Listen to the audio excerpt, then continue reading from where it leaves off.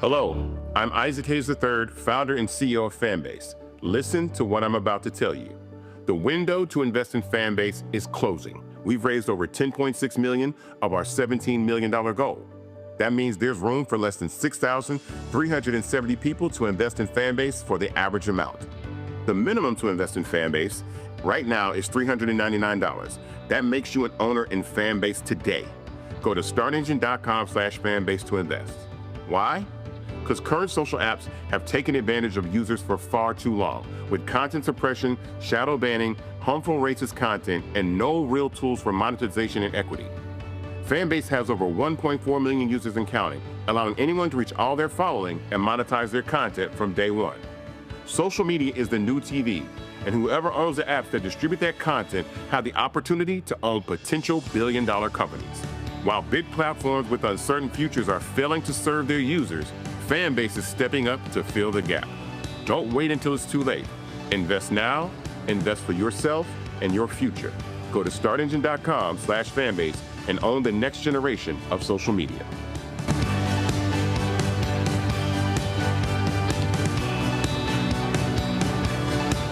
Folks, Black Star Network is here. Hold no punches. I'm real revolutionary right now. Support this man, Black Media. He makes sure that our stories are told.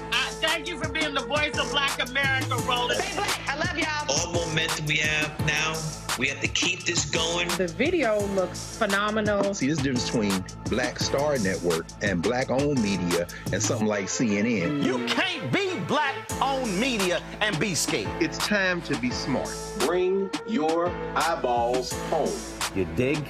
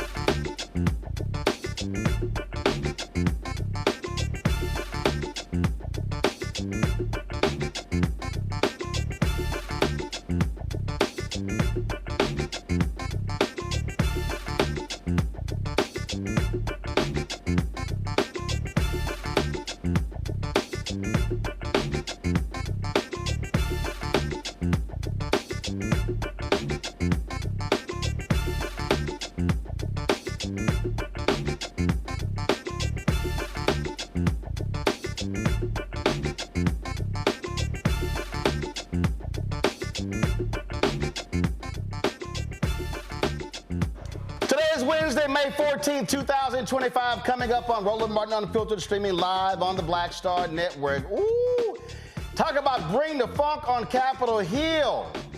They were going after Ice Barbie Kristi Noem and nutcase himself, Robert Kennedy Jr. Wait until we show you what took place. Ooh, it was just way too much fun. Omaha, Nebraska, guess what? Got themselves a new mayor, a brother, first time in history. We'll talk with the mayor-elect about his historic win. Plus, second day of the Sean Diddy Combs trial, and Cassie Ventura gives more disturbing testimony about vicious beatings from Diddy. We'll talk to legal analyst Candace Kelley. Folks, that and a lot more. Of course, we got crazy-ass grifter-in-chief looking like a fool in the Middle East. We'll talk about that as well. It's time to bring the funk on Roland Martin Unfiltered on the Black Star Network. Let's go. He's got it. Whatever the miss, he's on it. Whatever it is, he's got the scoop, the fact, the find. And when it breaks, he's right on time and it's rolling. Best believe he's knowing. Putting it down from sports to news to politics. With entertainment just for kicks, he's rolling. It's on go, roll, y'all. It's Roland Martin, yeah. Rolling with Roland now. He's funk, he's fresh, he's real, the best, you know he's Roland Martin now.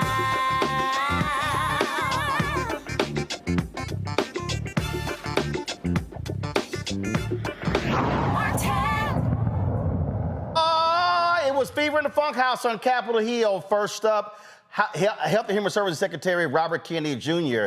Boy, Congresswoman Bonnie Coleman Watson laid into his ass when it comes to his agency. Roll it. Mr. Secretary, few things enrage me more than the racist attacks I see this administration carrying out by embarking on an ignorant crusade to rid the government of any programs that are working to improve the lives of Black Americans. The administration has moved to ban the words Black, race, bias, minority, oppression, prejudice, discrimination, disparity, and racism. Any grant application on federal programs that include these words had them immediately stripped. It is painfully clear to me that in doing this administration that you work with and work for is attempting to legitimize racial discrimination, and that, sir, is a moral disgrace. It is not woke to improve the health and well-being of Black people who are despairingly impacted by just about every health issue. It should not be controversial to make right a healthcare system that was not built to help people like me, to take my concerns, my pain, my health very seriously in this country. Black women die from childbirth, complications at a higher rate in this country than any other high-income country. And last year, where there was overall maternal deaths dropping in this country, well, Black women maternal deaths rose. This sickens me, and it tells me that our government has so much more that we must do to focus on improving the lives of Black women, not less. Your decision and justifications are damning and troubling, particularly for destructive impacts your choices and benefits will have on poor minority people. So tell me, sir, how will eliminating minority health offices, how will eliminating initiatives and programs across the department that were created to look at the disparity in healthcare and the need to give greater attention to the fact that Black folks' experience in healthcare was very damaging, was very different. How exactly will HHS banning the words that we use to describe ourselves make us healthier? Congressman, President Trump's vision of this country is the same as Martin Luther King's, that we should have a colorblind administration. President Trump is deeply concerned about the maternal health crisis and the fact that Black mothers are more likely to die in childbirth, 2.6 times, 260%. So more how likely will you to die. explain, excuse me, sir, let me claim my time because I don't need this rhetoric about Donald Trump and the lie that he cares about me and Black people. What I want to know is the proposals. I'm claiming my time, sir, reclaiming it. I want to know specifically, how do you intend to address those disparities and to overcome those disparities as it relates to Black health in this country with the changes that you've decided are important, or someone has decided for you, I don't know, with your department? Specifically, sir. I've spent a lifetime working on those priorities, and I continue to do so. We have 8 divisions, 8 programs for minority health at HHS. We've closed one of those offices. We're maintaining the other 7. We have 42 programs for maternal health. We're going to close a couple of them and consolidate them. We're going to still spend $1.7 billion a year. The commitment is there. We're just reorganizing. Okay, you know what? And the impact of reorganization is something that I shall continually ask you to show me. So please let me warn you now. I welcome those inquiries. And I don't want rhetoric. I want numbers. The other thing that really troubles me, sir, is LIHEAP. It is a program specifically to address the needs of low-income and minority families as it relates to heating and even air conditioning. Why? And what is your rationale for eliminating that program specifically? Why? I'm very committed to LIHEAP. My brother ran a low... I don't care about your past. I care about your functioning in this department, in this administration right now in response to this question. My time has expired. Well, then so has your legitimacy. I yield back. Well, now, my panel, Rebecca Carruthers, Executive Vice President, Fair Election Center out of D.C., Niambi Carter, author and Associate Professor, School of Public Policy, University of Maryland. Also, Andrew Clark, Managing Partner, District Legal Group out of D.C. Glad to have all 3 of you here. It was a little fired up there, Rebecca. A little fired up there. Okay, let me know when we get Rebecca back. Niambi, I'll go to you. That's what happens when you, this called light his ass up. Well, listen, I think this is a problem that so many of us have with this administration. Look, Bonnie Coleman has been around for a very long time. She is not a dumb woman and not to be trifled with. And unfortunately, we don't see a lot of fire in the belly like we see from her. And I think that's why it's so exciting to see, because this is the kind of congressional oversight we need. I mean, it has been clear that in this particular administration that people's credentials and bona fides do not matter. And Kennedy was trying to give a lot of talking points, even invoking Martin Luther King, who, quite frankly, if they had their way, we wouldn't even be able to talk about him, his name, or his politics. They want to misrepresent their record. And the fact of the matter is these people don't care about Black people, and they certainly don't care about Black women. And so this whole talking point of what we're trying to do,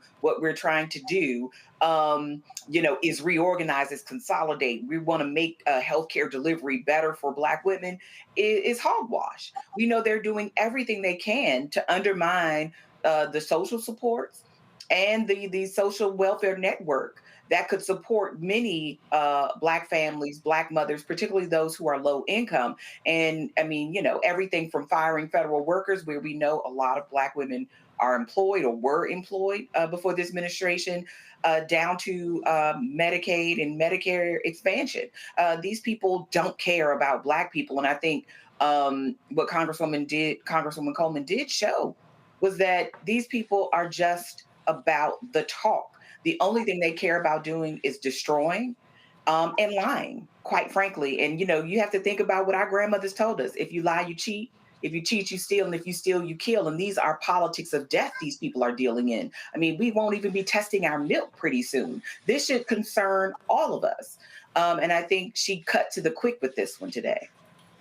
Rebecca, I mean, listen, this is what needs to happen, how they must be challenged.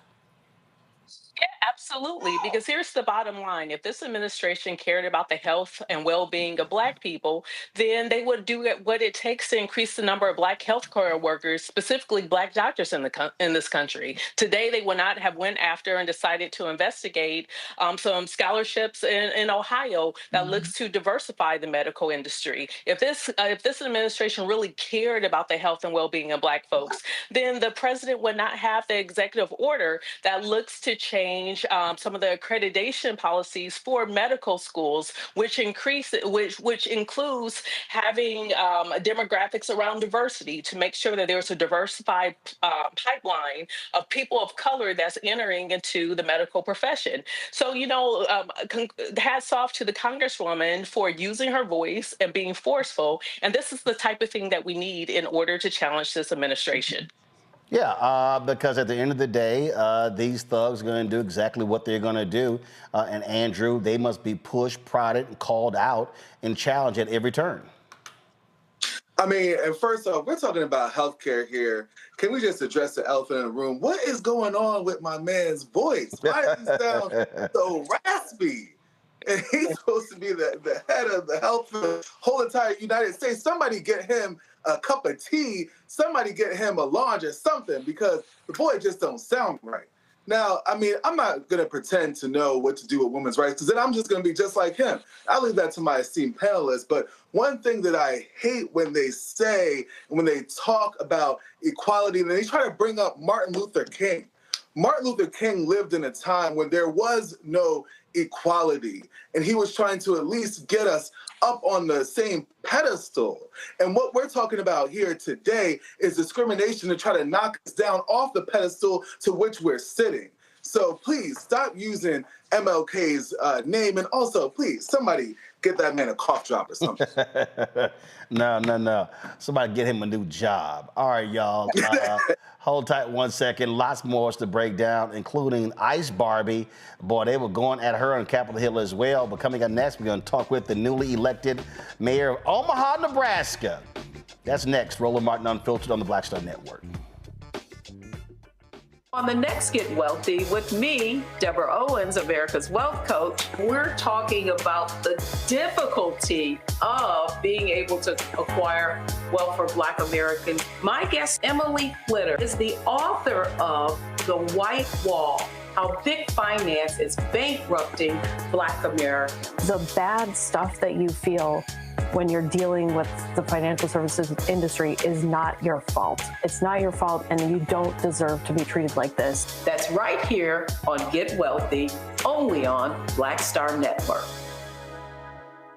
Farquhar, executive producer of Proud Family. Bruce Smith, creator and executive producer of The Proud Family, Louder and Prouder. And you're watching Roland Martin Unfiltered.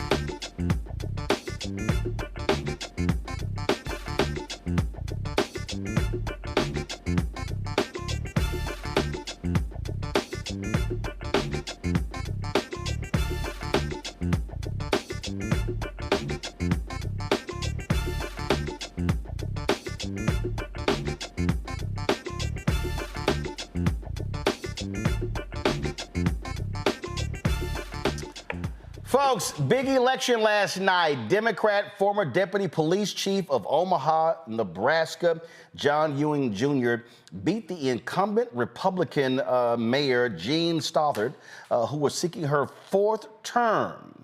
Boy, talk about a huge, huge win. Ewing last night said this at his victory celebration.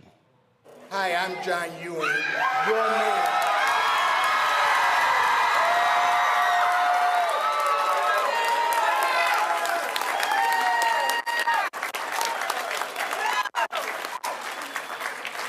Before I go forward with my prepared remarks, I have to tell you all a story because he's standing right here in front of me. About 13 years ago, I was in the legislative chambers when one of the former pastors in Omaha, Leroy Adams, told me I was going to be the first black mayor of Omaha.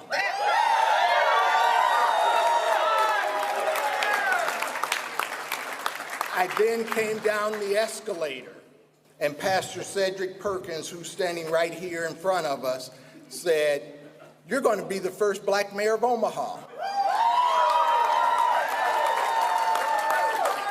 So within about 2 minutes, I heard that from those two men, and I said, okay, that sounds good, but I didn't know if I truly embraced it at that moment. But they said that to me with such conviction that it stuck with me. Yeah. And so thank you for sharing that with me, and thank you for being a great friend throughout this whole process. Tonight, we embark on a new chapter.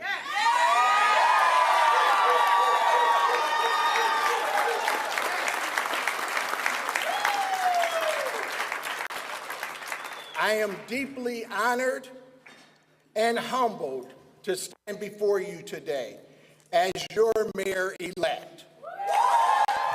Well, Mayor-elect Ewing joins us right now on Roland Martin Unfiltered. Glad to have you on the show. First up, congratulations.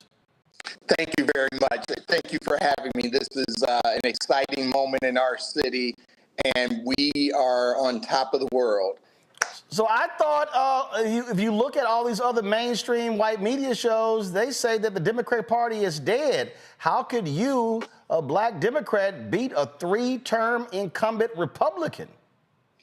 I don't think the Democratic Party is dead. I think what we need to do is show people that we are common sense folks who can bring people together and who can get things done. And that's what I've done in my 43-year career in Omaha, and that's what I sold to the people, that we were going to bring people together.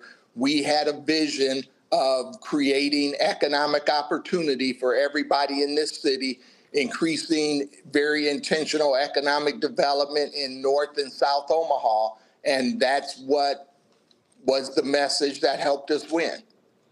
Now, this was not the first time you ran for mayor of Omaha. Yes, it is. This was the first time? Yes, it was. So you, now previously, because in your remarks there, you said that's when you were in the state legislature.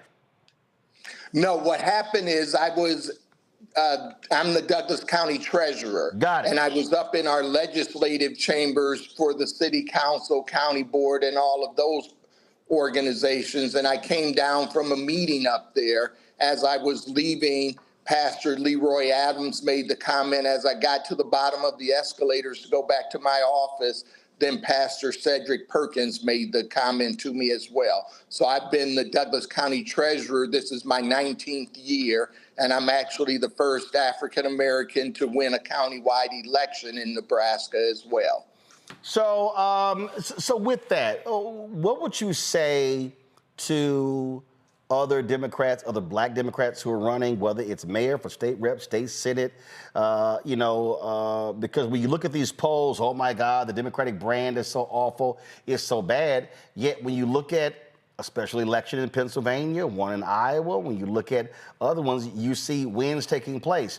What do you say to people who, when they hear that, oh my God, the party is rudderless, it has no leadership, what do you say to that? I think you have to be your own individual first. And then I think, secondly, you have to show the people what you stand for and the fact that you are going to partner with them. One of the things I showed the people in Omaha is the chaos that is happening in Washington, D.C. And I compared that to my leadership style and how I was going to lead this city. And that resonated with people across political aisles, Democrats, Republicans, independents. People want good government, and that's what Democrats have to deliver. We have to impact people's quality of life. And when you look at your focus, what is your primary focus when you are sworn in and you become the mayor of Omaha? I want to do intentional economic development. That was my number one thing that I talked to the people of this community about. We have an urban core plan that primarily impacts downtown Omaha, Nebraska.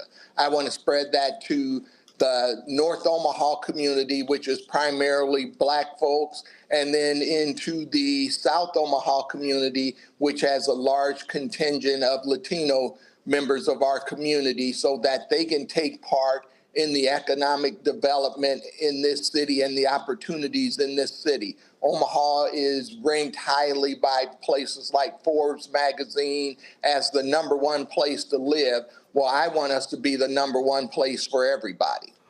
You were deputy police chief. Yes. And what often happens is when public safety is an issue, a lot of Democrats try to run as hardcore as they can because this notion that Democrats are soft on crime. How do you make the argument, though, as somebody who served in that capacity, now will be the mayor, that there has to be a balancing act when a lot of these cities are spending 50 and 60% or even more of their city budget on police and fire? I think we have to have a balance, as you're saying, and I think one of the things I wanted to make sure the people of this community understood is that I do want to increase the staffing because we're about 130 officers short. But I don't want to do that so we're heavy on crime and we're writing more tickets and all of those things. What I want to do is get Omaha police officers the opportunity to be able to do community policing and be able to partner with their community and be able to help their community address the issues as they see them, not just as the police department sees them. And one of the things I point to is I was co-chair of the Crime Prevention Covenant here in Omaha when we started an effort called the Empowerment Network. We were able to reduce gun violence by partnering with the community about 70%. And we are one of 4 model communities because of that, as designated by President Barack Obama's foundation. So it's really about partnering with the people of this community and doing policing with them. And so the people of this community understand my experience in police, and they understand how I want policing to be in this city. We're partners, not people who are doing policing to you. Questions from my panel. Nyambe, you're first. So congratulations, Mayor-elect Ewing. Thank This you. is huge. So can you talk a little bit about how you approach these local communities? Because I can imagine this is not something that can be handled by, consultants and others outside of Omaha. This had to be a very local, very hands-on approach. So can you talk a little bit about your approach to your campaign? Sure. So the first thing is I've been in public service in this community for 43 years. First as a member of the Omaha Police Department, and then the last 18 and a half years as Douglas County Treasurer. But I've also been heavily involved in community service, having served on about 70 boards. So I think one of the things you have to do is you have to know your community and you have to know your people. So everything we did with the campaign was local people who also knew the city, but they understood politics and I understood the city. So we took and combined those two approaches in order to develop a strategy that would help us win. In the primary, as an example, we had significantly less money than the two people that everybody thought were going to go into the general. We spent about $3.66 a vote. But I had the name recognition, I had the reputation, and then we worked hard. We knocked doors from January to yesterday. We also did phone calls, we did robocalls, we did everything we could to reach out to the voters with our message, and I attended 40 or 50 different forums and neighborhood community group meetings and was able to get my message out there. But I think it really starts with knowing your community. Thank you. Andrew? Yes, so the first thing I know that is on everyone's mind, first, congratulations to you. Are you related to Patrick Ewing? I'm sorry, I didn't quite catch your question. I don't know if you froze or if he asked, are you related to Patrick Ewing? He must be a Georgetown Hoya or something. I used to tell people that when I was younger, but I'm about a foot shorter than he is. And congratulations to you, Mayor. Thank you. If you could just educate us on how were you able to overcome 12 years that the previous mayor was in office. How were you able to overcome that? I know that you talked about what your election process was like, but what do you think was the central message that you had that was different? Well, one of the things I try to do, and I don't think people do enough of it, is I ran a clean campaign, but I did talk about my opponent's record and some of the broken promises that were made, for instance, with the restaurant tax that we had. She ran saying that she was going to eliminate it when she was running for her first term. And we still have that restaurant tax. So I reminded people of those type of things, as well as we have a streetcar project that she said was going to go to a vote, and she did not put it to a vote. So I reminded people of her record. I think one of the things we sometimes do is we don't remind people of our opponent's record and we let them get a free pass. I wasn't going to give anybody a free pass in this election. Rebecca? John, I got two questions for you. The first question, so potholes. The last time I was back home in Omaha, the streets were kind of jacked up. What is your plan for fixing the potholes in Omaha? So one of the things that I do is I use people that are really smart and experts in their area. And Rebecca, as you know, being from Omaha, Jim Suttle was mayor, but he was also public works director.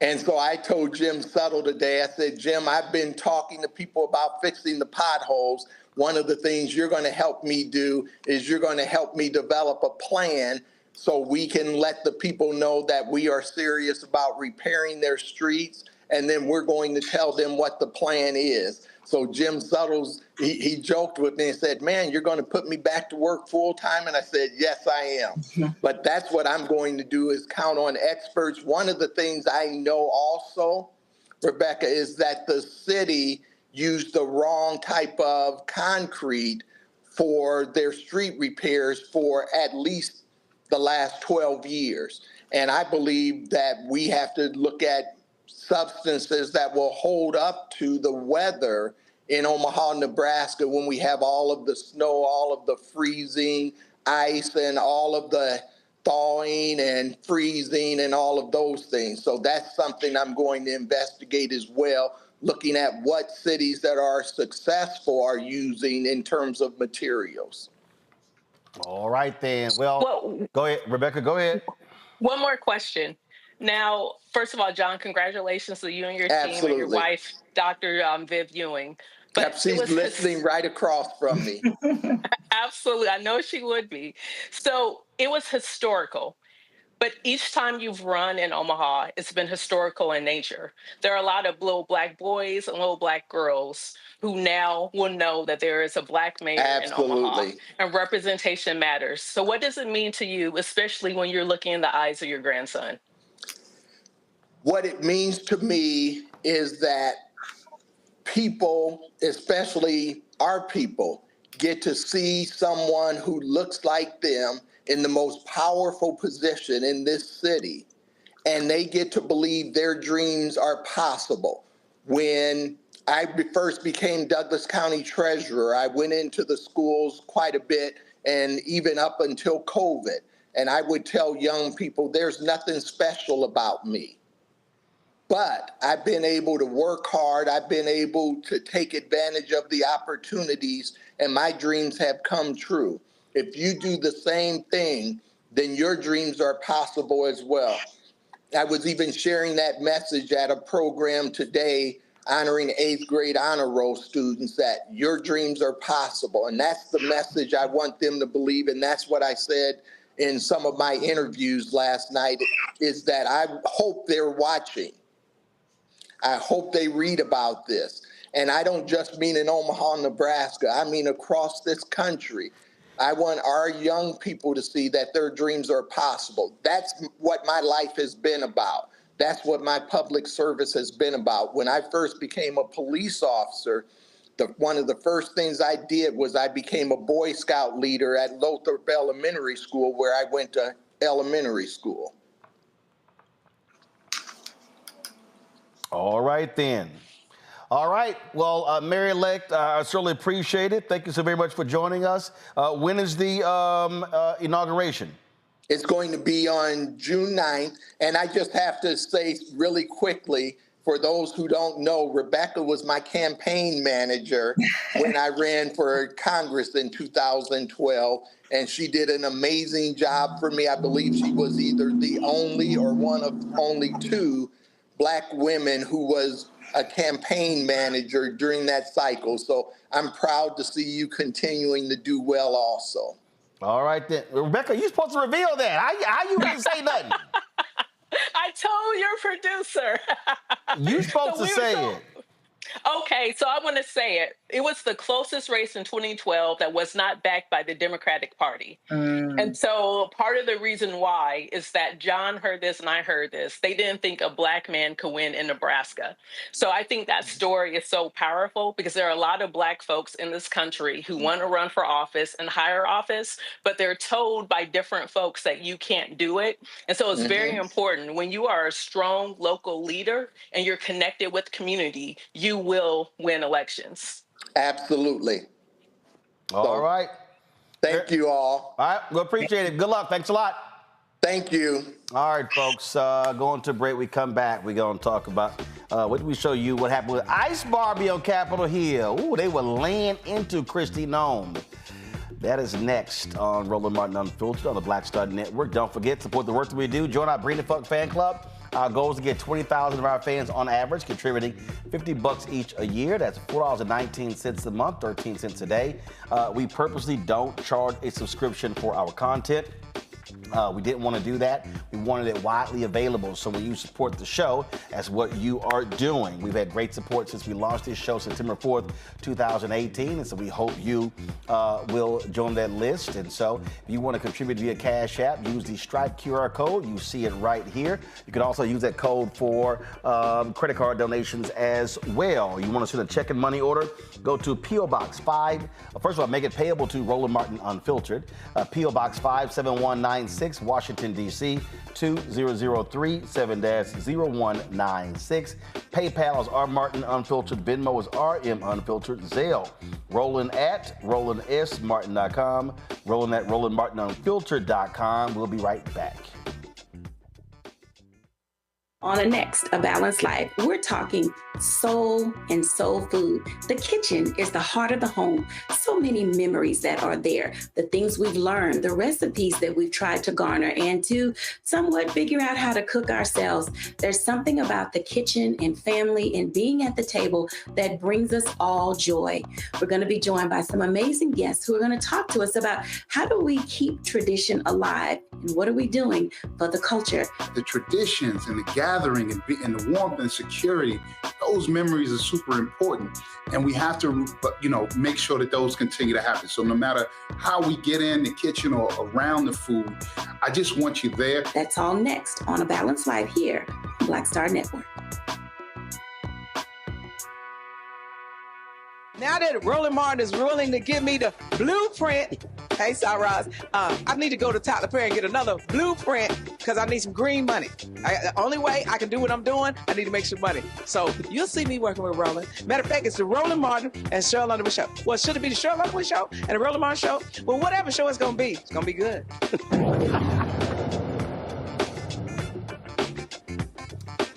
Well, y'all, Ice Barbie went before Capitol Hill today, and let's just say the shade, the pettiness, I was fully there for. I'm glad Secretary Noem is finally testifying before the committee. After all, it's been 3 months since I sent you a letter asking for her to testify on the Trump administration's dismantling of the Department of Homeland Security and its harmful effects on communities across the country.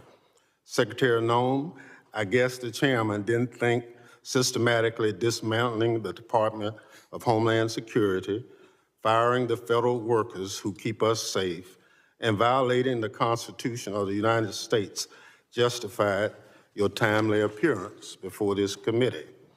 But when Donald Trump demanded that Congress hand him money to do more damage to our Homeland Security, Republicans bent over backwards to help him and his billionaire friends at the expense of the American people. Whatever got you here, Secretary Noem, I'm glad you found time among your many photo ops and costume changes to testify about why President Trump is seeking more taxpayer dollars and what you plan to do with that money if you get it. Thank you, Madam Secretary. You have an important job. I think you have one of the most important jobs in the cabinet. Thank you for doing it. I want you to have credibility and be taken seriously as you do the job. And so I want to put to rest this question about Mr. Garcia in this photo that the president posted on April 21. Madam Secretary, you agree that the letters MS and the number 13 in Times Roman numeral font, that they are doctored on this photo, right? Congressman Abrego Garcia. No, I'm just asking about this photo. It wasn't based off of tattoos. It was based off an entire case. And I'll accept that case against him. For the purpose of this question. You agree, though, that this is doctored. Is that right? The same protocols that are Madam applied Secretary, to every I want you to have individual credibility, enforcement. and I want you to be taken seriously. Is this doctored or is it not doctored? I am taken quite seriously. Is it doctored or not doctored? With the importance that the president has given me to do I understand. Is it doctored or not doctored? One thing that's important to remember is that every single time a case is built. Madam Secretary, I have a 7-year-old, a 6-year-old, and a 3-year-old. I have a bullshit detector. I'm just asking you, is this doctored or not doctored? Sir, The protocols in the case built against Can you Abrego answer the Garcia question? were exactly the same. Madam Secretary, I don't have you're- any knowledge as to that photo you're pointing to. Okay, can you I take her? don't, sir. Can you show her the photo? Walk her the photo down there. No, that one. Please take a look at this photo. It was tweeted by the president on April 21. It's been hanging out there for about a month. So what is your point? My question is the numbers and the letter MS-13. Could you look at the photo, please? It's right in front of Are you. you saying Abrego Garcia is not a wife beater? No, ma'am. That he's not a criminal. Ma'am, he's not a human trafficker. And he's not a member of MS. You vouched for Mr. Garcia when You're your team vouching for said, a man ma'am, you that is vouched a for him when known you said he was violent mistakenly deported. Sir, I didn't vouch for him. I did not say In that He should photo, have been deported. Absolutely. It's so There was telling never that a you mistake won't look at the deport him, photo. And we will not be bringing Was him back it to doctored or not? in staying here. If Can you he look comes to back your the right country, he at would the be photo in front of right you? away. Madam Secretary, can you look to the right at the photo in front of you? I have seen this Okay. photo as you held it behind your heads. Thank you. And the letters MS and the numbers 13, are those Is doctored this your or entire not? testimony today is on a doctored photo? You don't want to talk about the facts? Okay, The so importance of our national security? You acknowledge it was Do doctored. to make sure that the United States is protected? Madam Secretary, from this is not a hard violent question. criminals? Are those doctored or not? Sir, is that actually on his hand or not? This is unbelievable to me that you're focused. It's unbelievable on to me that you can't look at the photo and tell the American I looked at people. the photo, but I don't have any knowledge as to this photo. Okay, so it's been hanging out there for 4 weeks. You are one of the chief law enforcement officials in the country. What have you done to investigate whether the president misrepresented the reason that that person has been detained? Sir, have we you spend our done time- anything to try and figure out whether that was doctored or not? The mission of the Department of Homeland Security is to secure our nation and to make sure that we're out there going after those that are the worst of the worst, the criminals, the bad actors. Abrego Garcia. So the answer is you've done nothing to terrorist, correct the member president. of MS-13, a wife Okay. beater and a human Okay. trafficker that should never have been in this country to begin with. So, Madam Secretary, thank you, Mr. Burnett. Appropriately, if the Supreme Court has ruled 9-0, that he hasn't been treated appropriately. Why is your opinion better We had and two have more judges, authority than the Supreme Court? investigators, 2 judges, an immigration court that all said he was MS-13 and was removed from this country. But you understand, that is you saying that. That is you saying that. That is them saying that. This No, is no, no, no. investigators and law That is enforcement you officers making in that the case they determination. built against him. If you don't the trust our law court enforcement has officers considered all that. and The judge has investigators, considered all that, then Madam who do you Secretary. trust if you And don't if you would be trust judges? quiet, because I'm reclaiming my time, you are not following this court order. But let's focus on the court order, because this opinion also says that to facilitate, which the Supreme Court is requiring, is an active verb. It requires that steps be taken. What steps have you taken to return Mr. Abrego Garcia to allow him to get due process? Abrego Garcia is in his home country. What If he were to come steps back, have you taken? If your continued advocacy for him were to... I'm not advocating for him. Yes, you I'm are. advocating for a court order, Madam Gone to the Secretary. mat for this The man. court order He's terrorizing says that people in you traffic. must take steps to follow the court order. You are here under oath. What steps have you taken to return Mr. Abrego Garcia pursuant to this court order? It's got to be extremely discouraging to be one of your constituents. To see you fight for a terrorist like this and not fight for them is extremely alarming to me. I'm fighting for due process, and that's under the Constitution. Gentleman's and you time should has fight due expired. process. You refer to foreign terrorist organizations. You refer to aliens who are affiliated with foreign terrorism. You refer to arrests of suspected gang members. Not once do you mention the term domestic terrorism, domestic terrorist, or lone wolf. There's a gaping hole in your testimony today. You fail to reassure this committee or the American people that you'll protect the homeland from bad actors, radicalized right here in the U.S., like the gunman who opened fire on my community 3 years ago today. There's been a systematic, intentional effort by your department and this administration since January 20th to ignore the very real threat posed by domestic terrorism. A little hot there. Here's the reality, Andrew. These thugs refuse to abide by a Supreme Court decision. Yeah, and, when we look at the fact that he was forbidden from going to that country and that Actually, we're losing your signal, so let me go to Nyambe. Nyambe? Yeah, I mean, look, I think this is what happens in this administration. I mean, everybody here is for Donald Trump's comfort, not for the rule of law. And it's one of those moments where we have to recognize the call is coming from inside the House.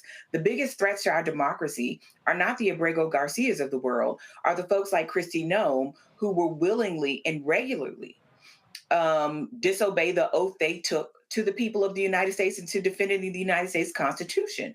The rule of law should be paramount, but so many of people in this go-round of this administration are spending their time being sycophants and loyalists to Donald Trump that they could care less.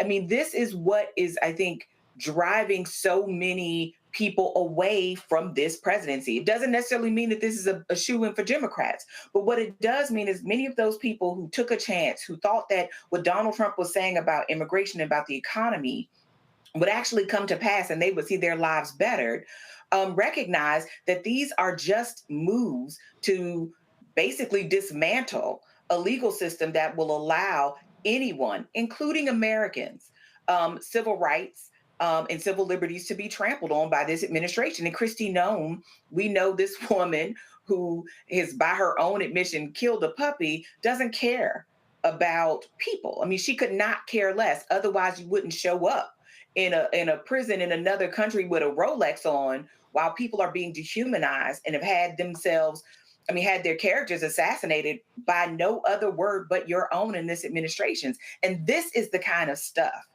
that really upsets people. And I mean, and upset is, of course, putting it mildly, but is letting this government's hypocrisy be on full display. This among many other things, right? Because while we're importing Afrikaners from South Africa, we are deporting people who have a right to be here and who are owed an opportunity to defend themselves in a legal setting.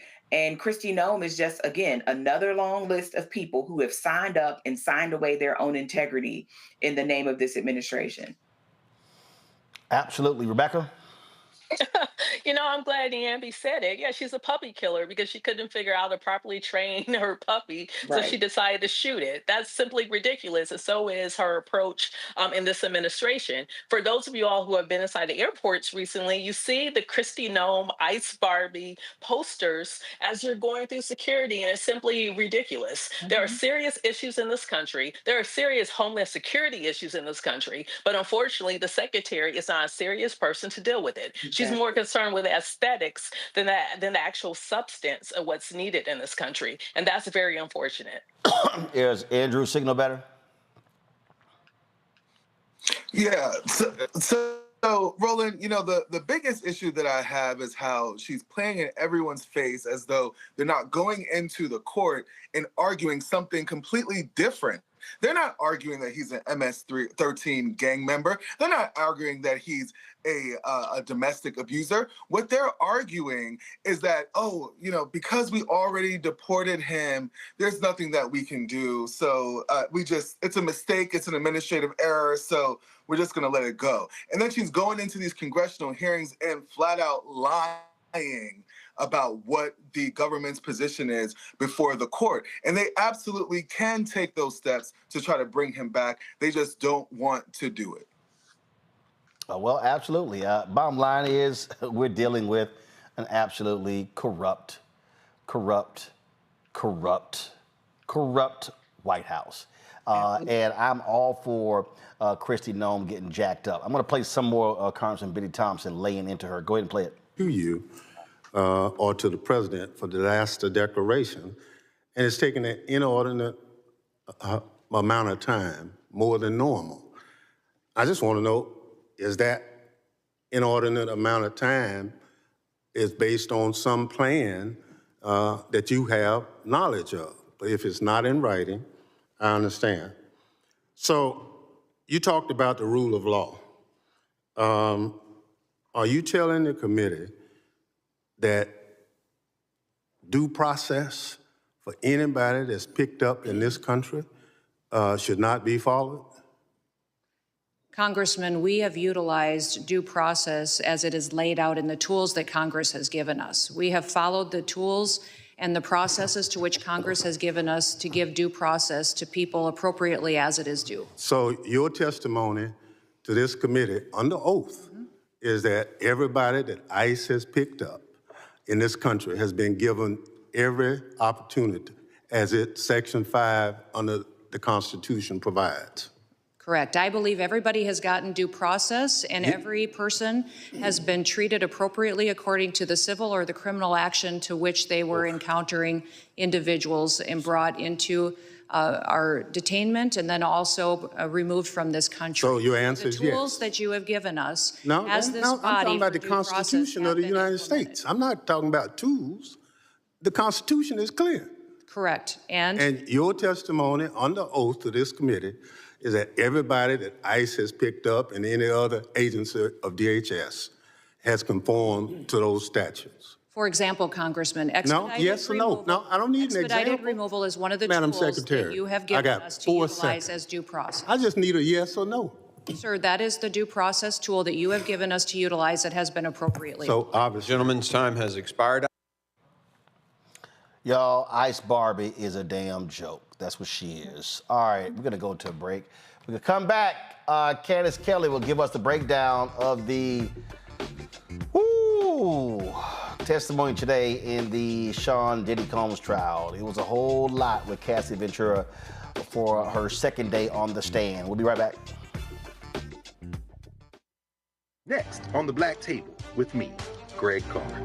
The Tuskegee Institute, now university, forever linked to the infamous and despicable syphilis experiments done on the poor rural farmers in Alabama and the Tuskegee Airmen, the famous heroes of World War II.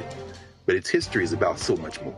In his new book, The Tuskegee Student Uprising, author Brian Jones reveals a largely untold history, rich in radical activism and reform. Suddenly the students are meeting these folks whose lifestyle is very different from theirs, very rural, but they're seeing them lose family members. People in their family disappear. How Tuskegee became an epicenter for Black power. An amazing history lesson on the Black Table, right here on the Black Star Network. Hello, we're the Critter Fixers. I'm Dr. Bernard Hodges. And I'm Dr. Terrence Ferguson. And you're tuned in to Roland Martin Unfiltered.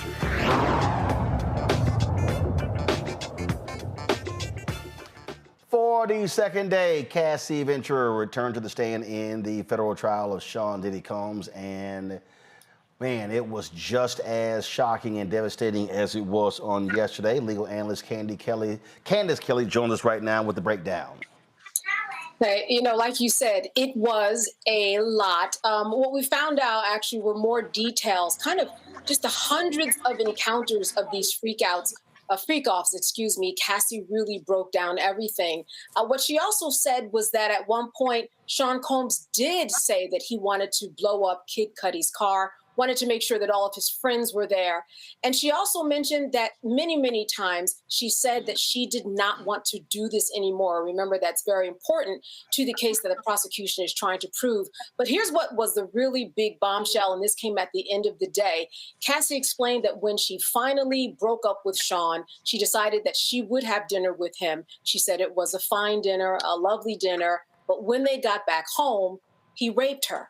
I mean, and this was at the end of the day. So this was really, really big news on top of such big news that, you know, this is why they asked jurors on questionnaires, are you comfortable with very detailed explanations about what goes on when people are in the middle of sex? She talked about how when Sean Combs found out that she was dating Kid Cudi, that he started beating her as she was having sex during one of these freak-offs. She talked about getting sores in her mouth because of having so much different types of oral sex with so many different people and, uterine tract infections that the medicines just wouldn't heal. I mean, it was just a day of details. And when asked how many freak-offs did she think she was a part of, she said too many to count. She eventually said hundreds. So just a lot went on today. And certainly a lot will go on tomorrow. That's when cross-examination will begin. She also talked about her 29th birthday, that he was just calling her so much that he wanted to have a freak off, and she just left her friends at a karaoke bar. She absolutely did. And this was more than on one occasion where she abandoned an event or abandoned friends at the karaoke bar. She abandoned a Prince concert when he heard that she was coming. She rushed right out of there. She said she fell in her heels because she knew that she was going to be in trouble. And that was what the crux of what she was saying, that, listen, I'm abandoning people. I'm scared. I'm scared of this man. I'm scared for my life. She mentioned that he had guns. She also had pictures that were shown to the jury. Now, these were her own pictures that she took over the years. Some of the pictures her mother took of bruises on the back of her body. Of course, the jury got to see that, but everybody else in the court gallery did not see that. In fact, we won't see any of that. This is part of the stipulation and decision that was made by the judge. But there were a lot of pictures, and I would say, again, a lot of details just kind of layering on that. This was something that she was doing every single week, 3 hours, 4 hours at a time, taking drugs. She mentioned the use of the IV drip in order to revive her when she was getting tired. She mentioned once waking up in the shower after having blacked out. So, I mean, today was a day of details. She mentioned more than 10 men by names that were brought in as escorts, really building the prosecution's case. I will say that if I was defending Sean Combs, I would have to dig into a couple of things that she brought up. Number one, she did initiate a couple of fights. She talked about initiating fights with Sean Combs. She talked about initiating a fight with someone who was taking a picture of her. She talked about texts that she sent to Sean Combs saying, I love you, you make me so happy. She talked about a lot of things that might seem confusing to jurors and that they're going to have to decipher whether or not, was she being real or not. Another big deal of the day was the fact that, yes, we all know that there was a settlement, but she told everybody in the courtroom that that settlement was $20 million.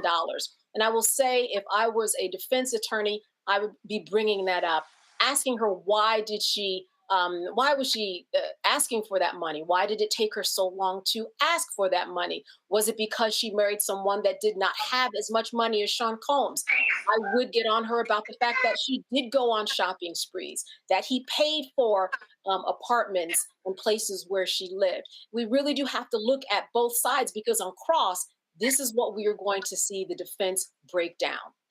I read one report where the defense told the judge they're going to be shifting their strategy as a result of her testimony.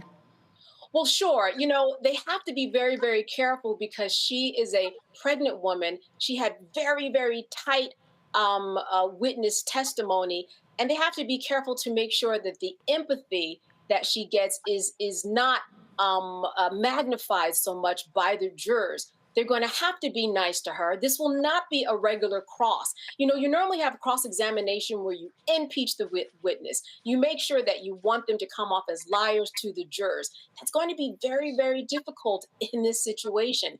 Plus, what she's doing is she's giving up information before they can bring it up. For example, as I said, she said that she did start fights. Well, that's something that they can talk about. But the fact that she put everything out there, this is something that they're going to have to change. She was a likable witness, believable witness. Again, a few holes, but they definitely have to go a little more gingerly than they would on someone who was not 8 months pregnant. Again, it was a lot today about domestic violence. And so do you believe that part of this strategy is that for the prosecution, that they want this jury to be repulsed by Sean Diddy Combs? Oh, absolutely. I think that they want them to be repulsed.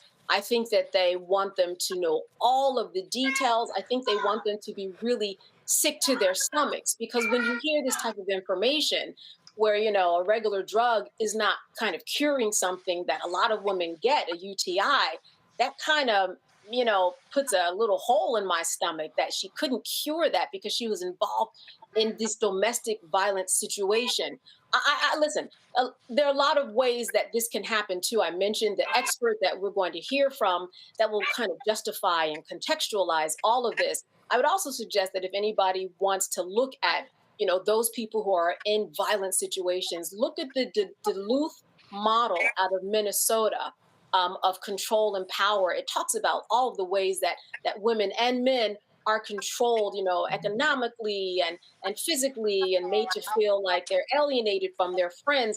All of that plays into this. And I've worked with a lot of domestic violence survivors, so she seemed pretty typical, but we definitely need some contextualization as to what she was going through and what someone inside of that type of violent relationship is feeling, because she stayed for a very long time. Questions from our panel. Rebecca, you first. Well, thank you so much for your reporting. But as you talked about the testimony today that was centered around domestic abuse and domestic violence, we know that that isn't in the criminal complaint, but specifically it's around coercion and sex trafficking. How do you think the state is going, how do you think the prosecution is going to start to move over to the trafficking and the coercion to prove its case? Well, and thank you for the question. There was one point in her testimony where she talked about getting on a commercial flight.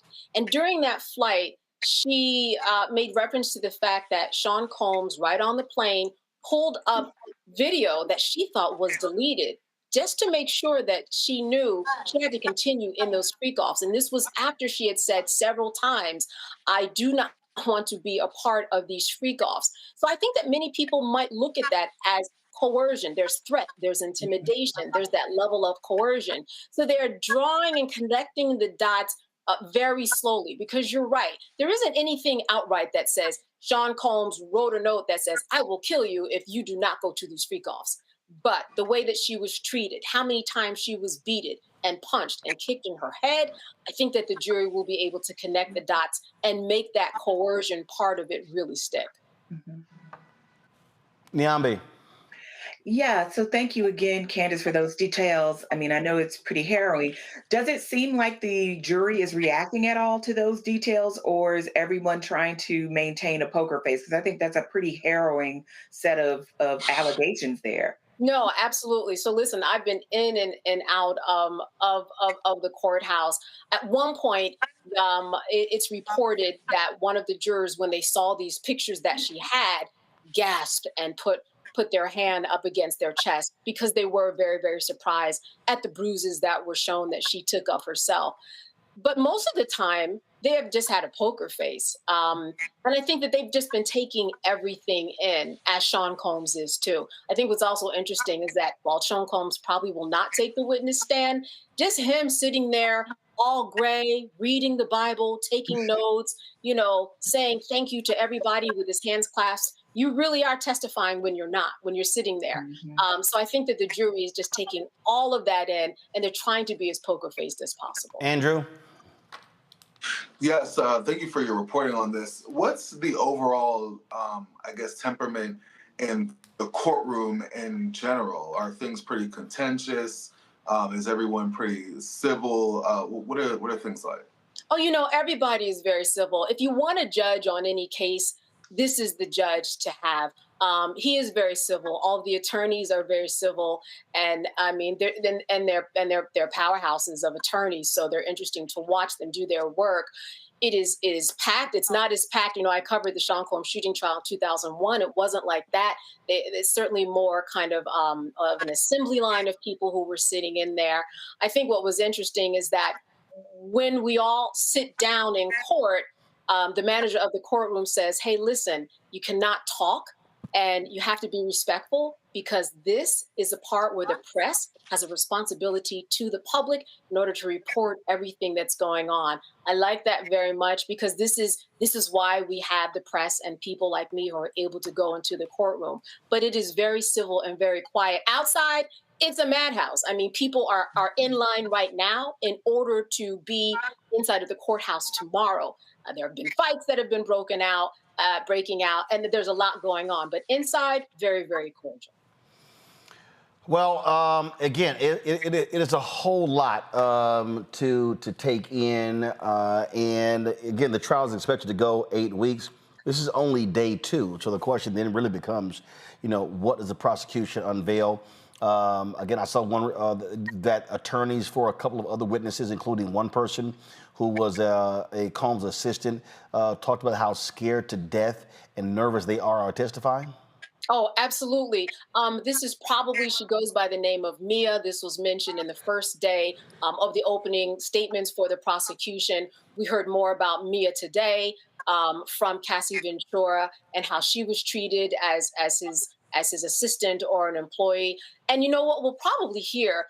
He's facing dozens of civil lawsuits. And of course, there was due diligence done to talk to all those people who filed. We'll probably hear from those people who filed those civil lawsuits. But absolutely, we're going to hear from 2 or 3 other women, depending upon if they can get that one who's kind of missing in action. We're going to hear their firsthand testimony as victims in this trial. All right. Candace Kelley, we appreciate it. Thanks for the breakdown. All right. Good to see you. All right, folks. So let me go to a break. Come back. More news to talk about, including finally Supreme Court Justice Allison Riggs being sworn in North Carolina. Folks, join our Bring the Funk fan club. Support us via Cash App. Use the Stripe QR code. It's right here. If you're listening, go to blackstarnetwork.com. You can use the QR code for credit cards as well. Send your check and money order by making it payable to Roland Martin Unfiltered, P.O. Box 57196, Washington, D.C. 20037 7-0196. PayPal is R Martin Unfiltered. Venmo is RM Unfiltered. Zelle, Roland at RolandSMartin.com. Roland at RolandMartinUnfiltered.com. We'll be right back. This week on The Other Side of Change. Let's talk. Vote blue no matter who. We need political imagination more than ever, and unfortunately, some people on the Democratic side really are discouraging that. We're going to dig into all of it. The Democratic Party needs to remember who they are and who they are responsible to. This is On the Other Side of Change, only on the Black Star Network. This is Essence Atkins. It's the Love King of R&B, Raheem Devon. It's me, Sherry Shepherd, and you know what you watch. You're watching Roland Martin Unfiltered.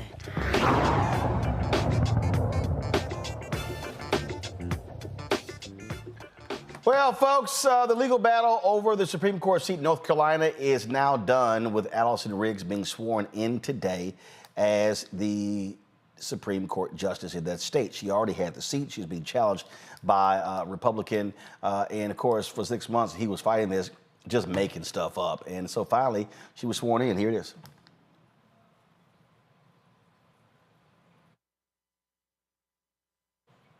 All right, we'll have a video. Okay, all right. Okay, let me find it myself. This, of course, is a race that we've been looking at, focused on, and talking about, and that has been just absolutely crazy. This is actually a video that Riggs dropped after her swearing in. Watch this.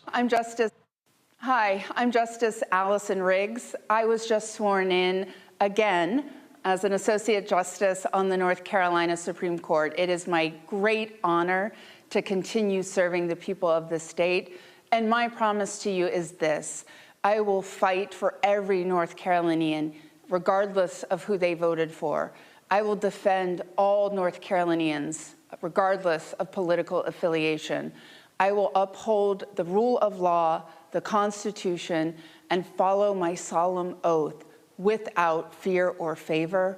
And I will stand up for your rights and freedoms. Thank you.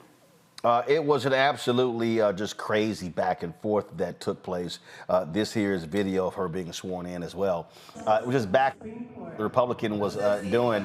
I mean, trying to get some 65,000 votes rejected.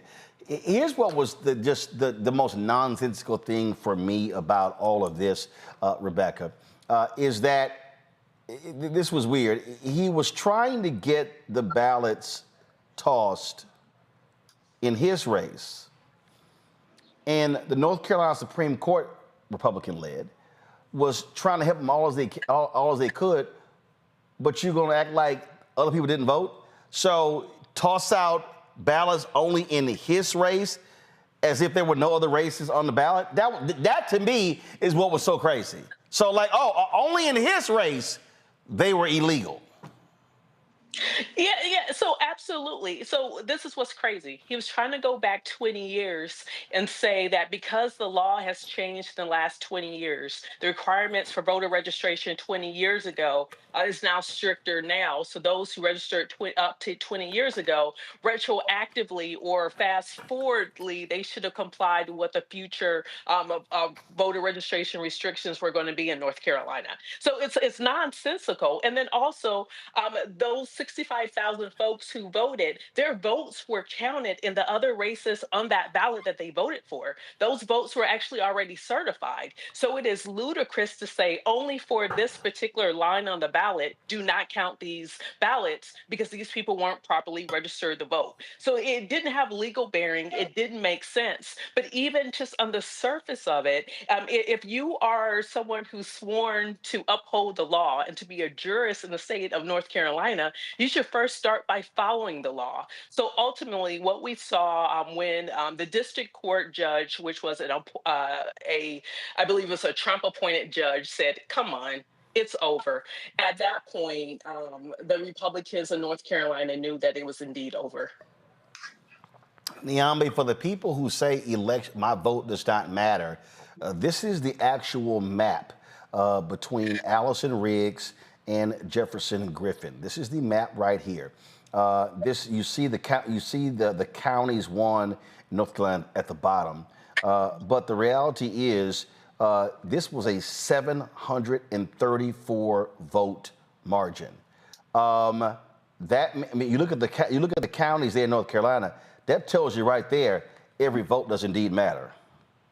Absolutely. And I think when you're talking about a place like North Carolina, which has some really interesting politics, right, where, some places are blue, some places are more purple, some places are more red, it absolutely matters. It's a big state with a lot of counties. So this really was going to be one on the margins. And I think when you think about places where voting equipment is not as updated as it should be, where you see people who are disenfranchised or excluded, again, these efforts matter so much more. And so, the North Carolina State Board of Elections and others who've been involved in this process, right, have spoken repeatedly, not just about the process, but about the sort of the equipment and the infrastructure that is needed in this state. So this election, which is about election denialism and all this other stuff at the national level, is really about equality and access to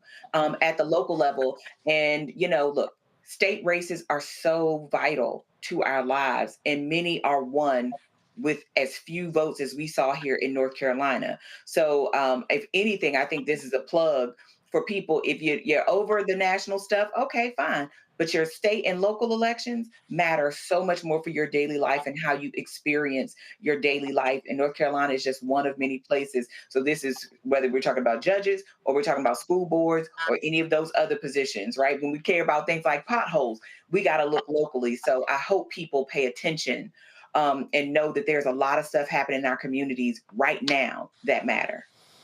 Andrew, that's the point that we're always making. But here's the other thing that people don't seem to understand, and Riggs did. When she spoke, she warned about the threat to future elections. Listen to this. Voters should not have to fight tooth and nail to have their lawful votes counted. Disappointed politicians should not use courts to try and get a different election outcome. We have before and may continue to see efforts to undermine our rights and our democracy. And just as you use your voices in this fight, I encourage North Carolinians to remember, you decide elections, not candidates, not political parties. And those that you elect are accountable to you. It is crucial for you to use your precious right to vote to elect candidates and especially judges who who will put the Constitution, the rule of law, and their solemn oath above their own personal political ambitions and ideologies. And the reason I was able to stand resolute, not discouraged and not intimidated, is because I knew that I stood arm in arm with you, protecting that precious fundamental right to vote. Thank you. Andrew, folk better not play around because, again, these Republican courts in this state, they were trying to give this election to Griffin as badly as they could. They tried everything. Yeah, and it's so sad to see our democracy and also the three branches of government, how it played out in a situation that was so egregious and how they were able to almost overthrow an election that was clearly won by Riggs. But ultimately, we did see that the rule of law prevailed, and I think that it gives us a slither of hope that the rule of law can prevail. I like how she talked about perseverance and how she stood tall and how she was able to overcome even in the face of adversity. Absolutely, and so again, and so now you see the woman who's holding the microphone there. Y'all freeze it. Y'all may not realize this, but that's a black woman. That is North Carolina Supreme Court Justice Anita Earls. She's going to be on the ballot next year. Again, Riggs and Earls are the only two Democrats on the Supreme Court, and they have been trying everything, Rebecca, to get Earls off. In fact, she gave an interview talking about diversity, equity, and inclusion among the staff. These fools had her investigated and wanted to impeach her because she gave her opinion. Yeah, so Anita Earls is an amazing jurist. She spent her legal career as a civil rights attorney. She clearly understands the law. She's committed to upholding civil rights. She understands the importance of diversity in the state of North Carolina, as well across the United States. And so right now we're seeing a scheme in North Carolina where they don't want representation. They want to have two classes of citizenship in North Carolina, which is one reason why Anita Earl going into next year will be a target, but something else that viewers need to pay attention to. The other thing that North Carolina decided to do is with their state election commission, it used to be that the governor made the appointees to that commission. Well, there was a change in the legislature last year. So it's no longer the governor that's making those appointments. It's no longer it didn't even move to the lieutenant governor. It didn't even move to the secretary of state. Instead, North Carolina decided to give it to the auditor. So now the auditor, the state auditor, who is a Republican, is now allowed to appoint those who will serve on the election commission. And the reason why that's important, as election rules are updated and changed, and when there are controversies, it's going to be the Republican state auditors appointees who are going to be making those decisions. Mm-hmm. So one thing to look out in North Carolina is that there's potential of litigation to actually get rid of that scheme. But people need to keep their eye in North Carolina because when it comes to the vote, we're going to still see challenges going into the 2026 election cycle. Understand, Niambi, why did they do that? Well, because the governor in the legislature did that. The governor in North Carolina is a Democrat. The lieutenant governor is a Democrat. The secretary of state is a Democrat. The attorney general is a Democrat. That's why they shifted that authority to the state auditor. Absolutely. And I think, the thing about Anita Earls that has been important and why people, the Republicans in particular in North Carolina, have targeted her is she has objected to many of the things that they have done around curbing people's access to vote, like voter ID laws and other things. She has been a chief objector, in part because her argument is this has nothing to do with, voter integrity or anything like that. It's about keeping people of color out of the electoral process. And she has made that claim repeatedly.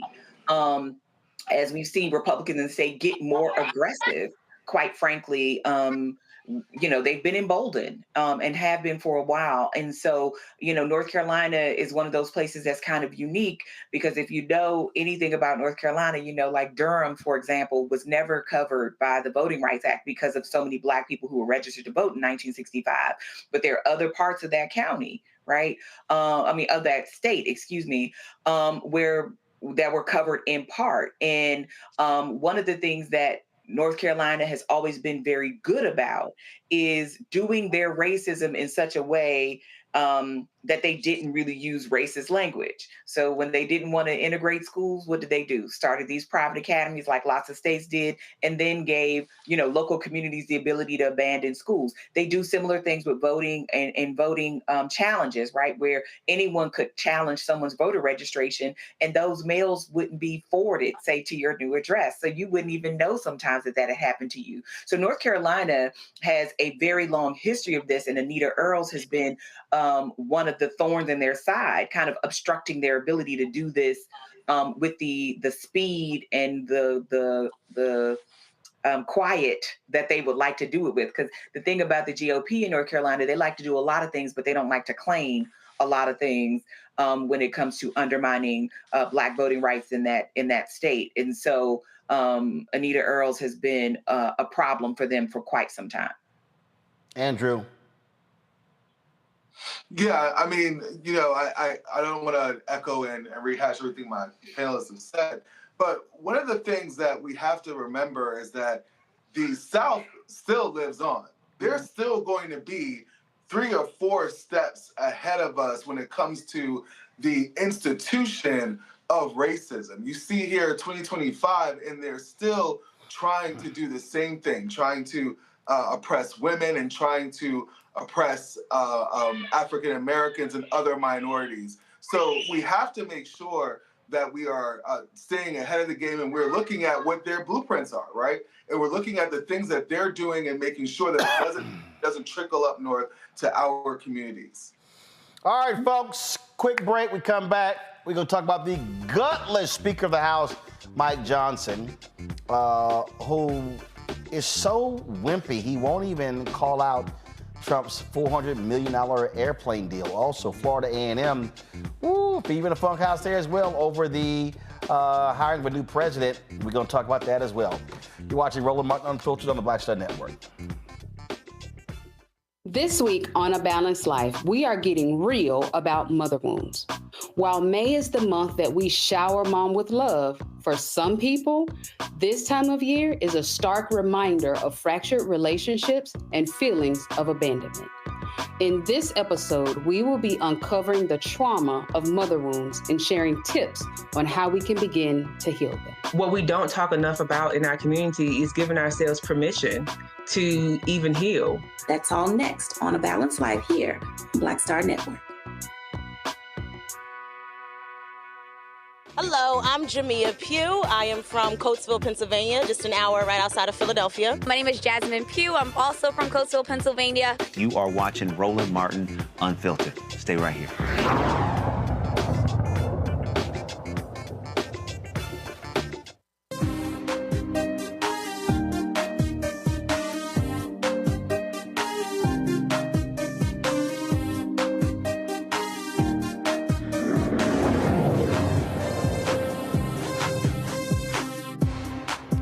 Folks, the search is over. Morehouse College has named Dr. F. DuBois Bowman as its 13th president, marking a powerful return to a Morehouse man. Bowman, a 1992 graduate. Also, he is a nationally respected health leader, currently serves as Dean of the University of Michigan School of Public Health. Known for his visionary leadership and commitment to academic excellence, Dr. Bowman will take the helm on July 15th. Trustees say he brings the perfect blend of intellect, strategy, and values-driven leadership to guide Morehouse into its next era. Now, going to Florida, Florida A&M's presidential search has reached a fever pitch with controversy swirling around finalist Marva Johnson in the process itself. Despite strong opposition from students, alumni, and civil rights leaders, including a rally led by Florida A&M alum and Hollywood producer Will Johnson, Johnson made her case before the Board of Trustees. During her interview today, she thanked the search committee and emphasized her commitment to Florida A&M's legacy.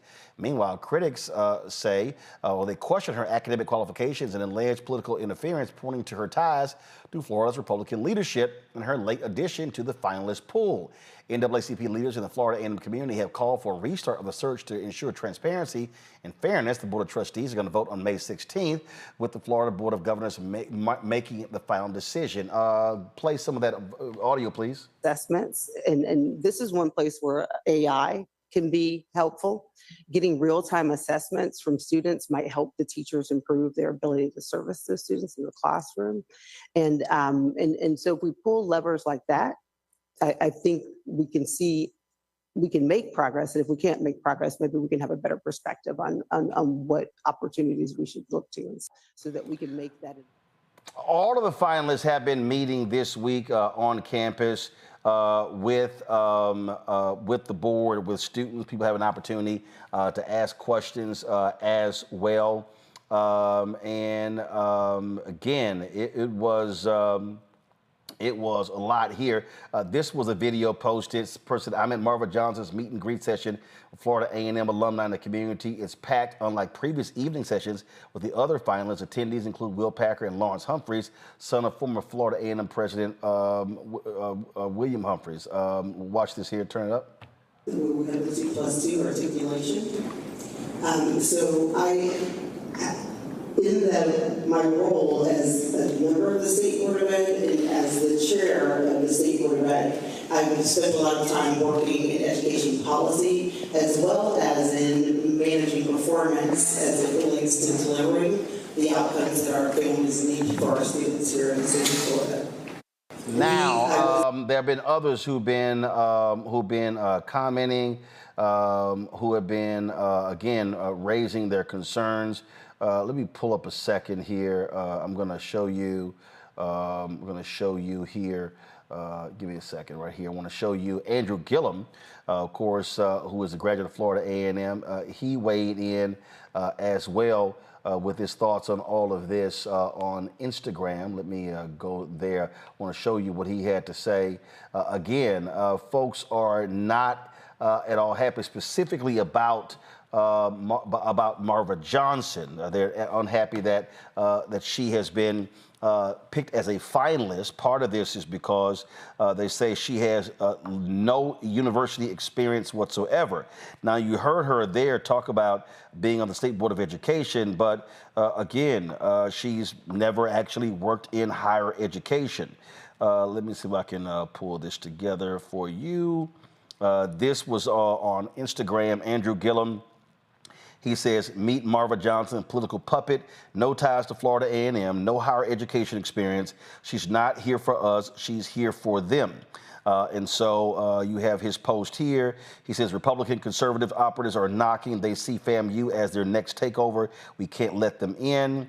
And then he says, outside power players are trying to hijack our leadership. We see you and we won't stay silent. And so they says, you see what it says here, no MAGA Marva movement. Diambi, that's a whole lot going on there. And look, the point is, look, I personally know Marva Johnson. I met her years ago. She's been a cable lobbyist. So I've met her at cable events. But when they say that if you want the president of a university, if you've never worked at a university in any capacity whatsoever, how are you qualified to be the president of a university? I think this is a big can of worms, in part because of DeSantis, right? And his move to root out ideological stuff, as I think he used the term, at universities, and FAMU was the latest. Look, there are a lot of routes to becoming the president. I do think it is important for a person as a university president to understand how a university works. It's not a business. It's not like other things. You not only have to know how to fundraise, and distribute money, but you also have to know how to deal with students, deal with families, deal with parents. And yes, you have deans and vice provosts and all those kind of folks to do that stuff. But a lot of your job is about restoring or installing confidence in that place. And if people don't feel that you are a person of integrity, that you are bringing that to that position, then you're going to get responses like this. I don't think that there's a way that Marva Johnson can take this job with no prior university experience, with no ties to this institution and all of the other things, and expect to have the respect of her university community. The fact that you saw this many students at that function when it is after the end of classes, right? At the very end of the semester, their summer technically should be starting now, and you see that many students there, that is a testament to how bothered and upset these students are and how concerned they are. And it is no surprise that DeSantis would go after one of the flagship Black institutions in that state. It's no means the only, but I think when you think about FAMU and think about its status in that state and just its status nationally as a premier institution, we should have known that it would be on the offing, especially since so many Florida universities have had new presidents in the last couple of years. So I think people should be rightly concerned that this person is there just to sort of do the bidding of the governor and not serve the needs of the students of Florida A&M University. This is the thing that jumps out at me. Again, I am, look, as somebody who understands institutions, who run places, I just believe, Rebecca, that when you're talking about being the president of a university, let's just look at some numbers here, okay? Florida A&M, 10,000 student body, okay? When you look at size of the faculty and staff, I mean, we're talking about 422-acre campus. We're talking about, again, where the university ranks. We're looking at so many different things. When it comes to background, if you've never run something, it's kind of hard to make the point about, yeah, you go ahead and run this now. That's one of the points also Will Patrick has been making. I'm going to my iPad. This is the local station where he talked about his opposition to her being president. Amphitheater's namesake himself, Will Packer. We have to make sure that we support each other and that we are loud and we are ardent in our opposition to somebody that is not right for the future of this institution, especially at a time that is so crucial. The renowned FAMU alum and film producer tells us countless from the... Now, you got 535 full-time instructional faculty, 476 support service staff. Again, if I'm hiring somebody, my first question is, have you ever run an institution of this size? Have you run an institution half this size?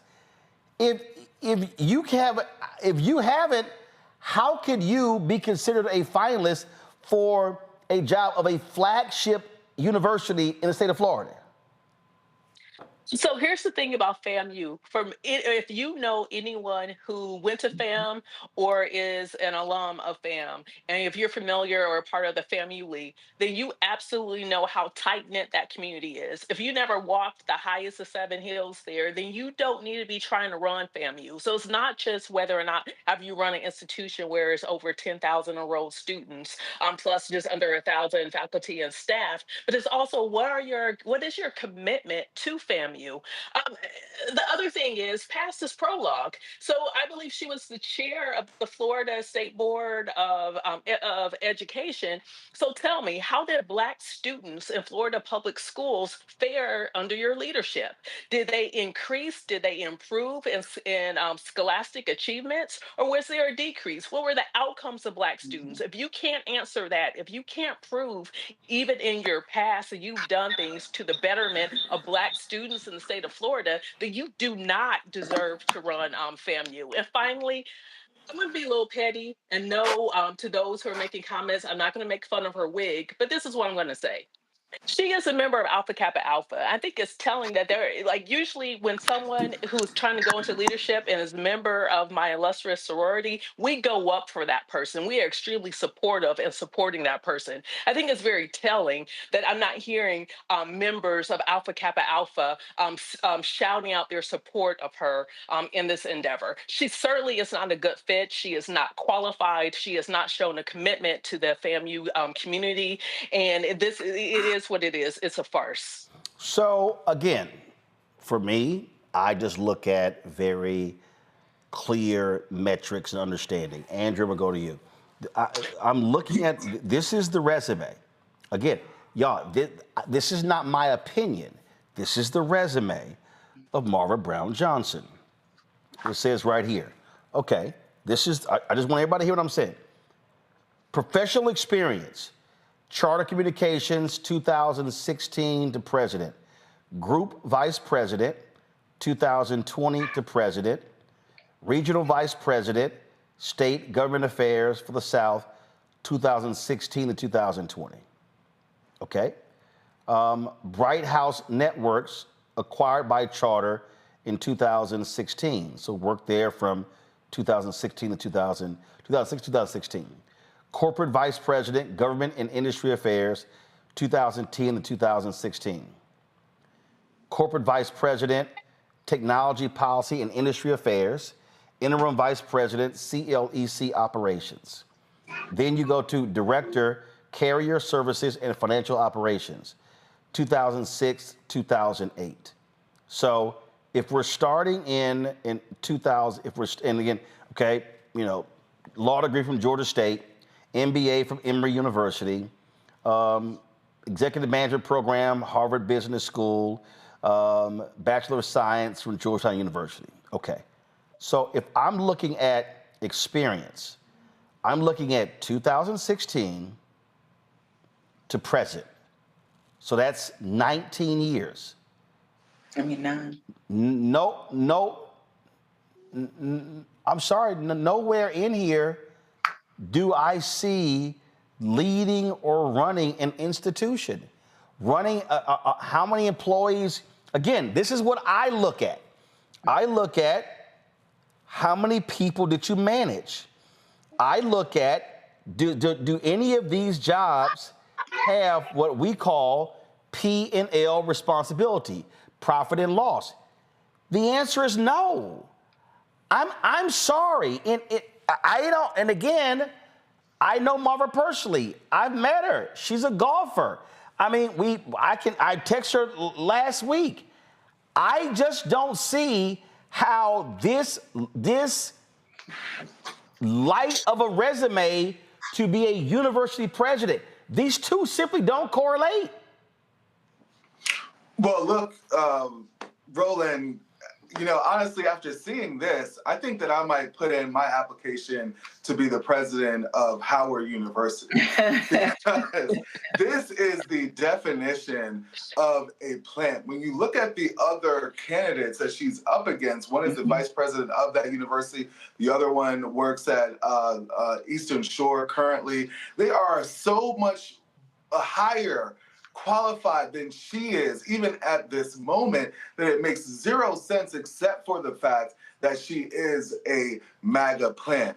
And for her to even be considered, you go back to thinking about the process of applying for a job. When you sit behind your computer, you put your resume in, and then you hope that you get a call back. You get all these qualifications that a person in this job needs to do this, and that, right? And then you apply for the job and you say, man, I have all these qualifications and I hope that I get a call back.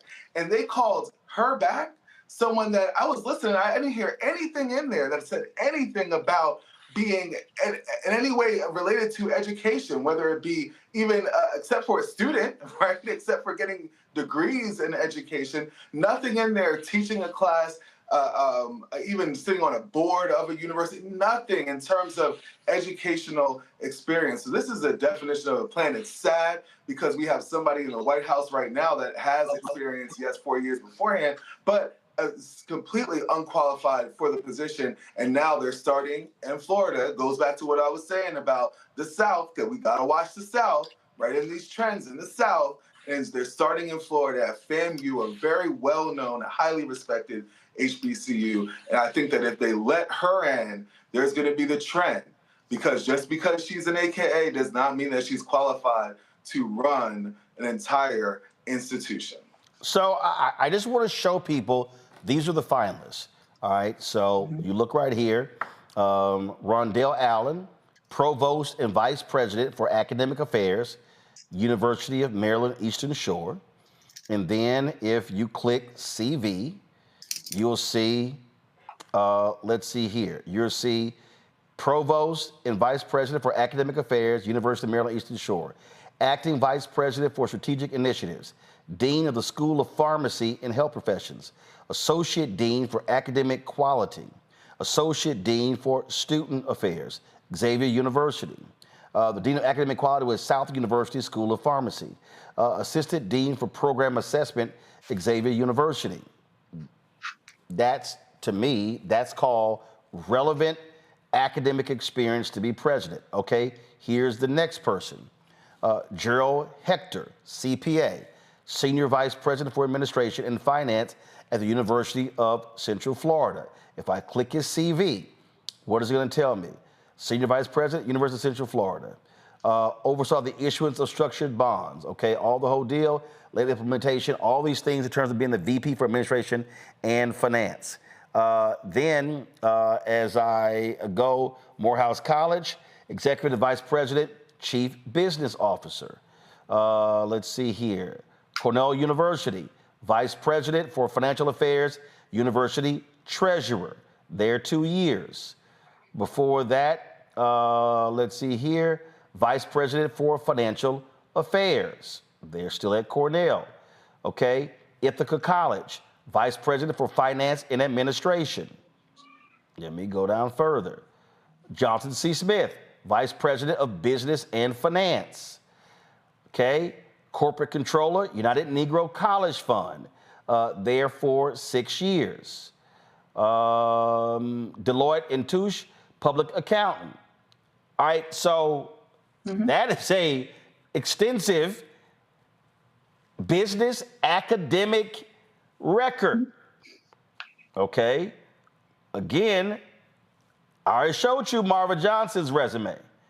The fourth candidate, Donald Palm, Executive Vice President, Chief Operating Officer, Florida A&M University. Okay, so if I go through here, Florida A&M, EVP, Chief Operating Officer. Before that, let's see here. Okay, academic stuff, policy, strategic, all that sort of stuff. Interim Vice President for Advancement and Executive Director, Florida A&M Foundation. Got it? All right. Let's see. Previously, Virginia State University, Executive Vice President and Provost, Vice President for Student Affairs, Vice President for Research. Let's see here. Let me go on down. Progressive Leadership. Florida A&M, Associate Provost for Undergraduate Education, Associate Vice President for Academic Affairs, Assistant Vice President for Academic Affairs. Okay, so you have 3 candidates with significant university experience. 1 candidate, 0 university experience. Also, candidates that dealt with finances, managed staffs. 1 who's been a lobbyist. I'm sorry. I understand why people at Florida A&M are going, what the hell? This don't make no sense. Absolutely. I mean, for the party that loves whining and complaining about DEI and merit-based hiring, Rebecca, I'm sorry, I don't see the merit. and I'm making an apples-to-apples comparison to resumes. They didn't even try here, so it's very insulting. You know, they didn't even find somebody. I mean, maybe they could have found a black administrator at Liberty University or something, at least someone who has worked in higher ed. Instead, they're just like, oh, you're going to fall for the okie doke, the banana in the tailpipe. And guess what? Black people are smarter than that, especially Black folks connected to community.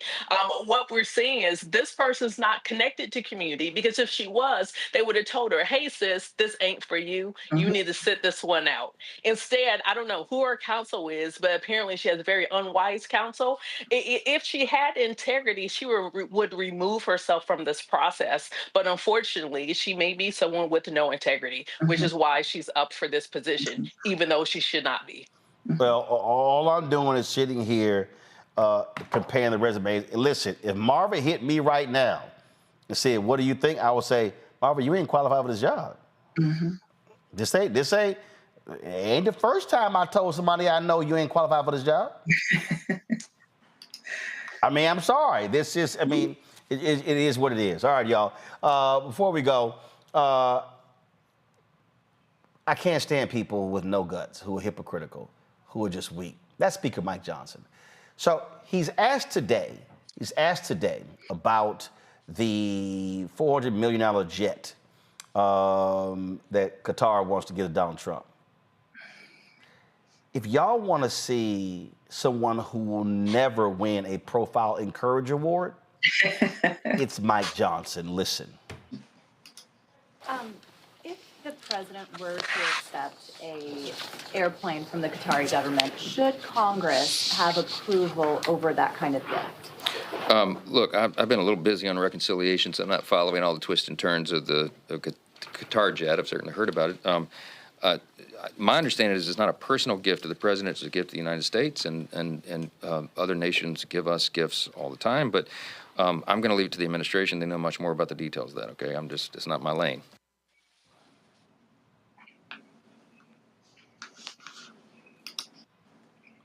Run that back. If the president were to accept an airplane from the Qatari government, should Congress have approval over that kind of gift? Look, I've been a little busy on reconciliation, so I'm not following all the twists and turns of the Qatar Jet. I've certainly heard about it. My understanding is it's not a personal gift to the president; it's a gift to the United States, and other nations give us gifts all the time. But I'm going to leave it to the administration. They know much more about the details of that. Okay, it's not my lane. It's not my lane. Not my lane. Really? Henry, go to my iPad. Y'all, Article 1, Section 9, Clause 8 says, no title of nobility shall be granted by the United States, and no person holding any office of profit or trust under them shall, without the consent of the Congress, except of any present emolument, office, or title of any kind whatever from any king, prince, or foreign state. Andrew, what that means is, Speaker Mike Johnson, it is your fucking lane. The Constitution clearly states it's your lane. Go back. Right here. Without the consent of the Congress. And then to say, oh, we get gifts all the time. Not $400 million planes.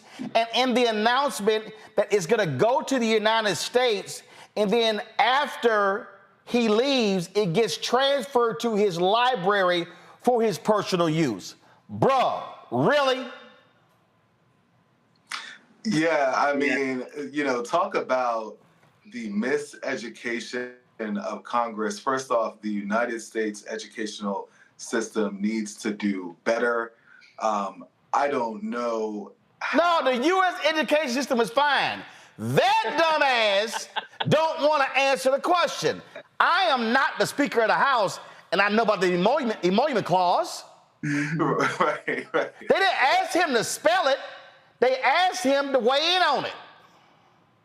Yeah, and I just don't understand how he can at least just say, or someone couldn't have prepped him to say, you know, you're going to get asked about this jet. So if you're going to get asked about this jet, please just go ahead and say that Congress will have to, you know, decide it later. Instead, he just acts like he has no idea, completely uninformed about anything. And then he makes this ridiculous remark that that the Congress has no bearing on whether or not a $400 million jet goes to the leader of the free world. Come on, this is ridiculous. I mean, this whole Deion, I don't know. That's not my job. I don't know. I mean, why y'all asking me? I mean, I've been busy with some other stuff. I haven't heard. You didn't tell me your ass is Speaker of the House, and you ain't heard about this here? I mean, listen, if you can't chew gum and walk across the street at the same time, then this is clearly not the job for you. Look, Mike Johnson is not ready for prime time. It's been clear from the beginning that he is there to essentially say whatever Donald Trump wants him to say. The fact that they're talking about accepting this plane and then trying to use our money to retrofit it, right, to make it the Air Force One, not thinking about the security concerns or anything else, but when it is decommissioned, right, when he leaves office, he's going to be able to use it for his private use and donate it to his presidential library. I mean, let's talk about what this is really about.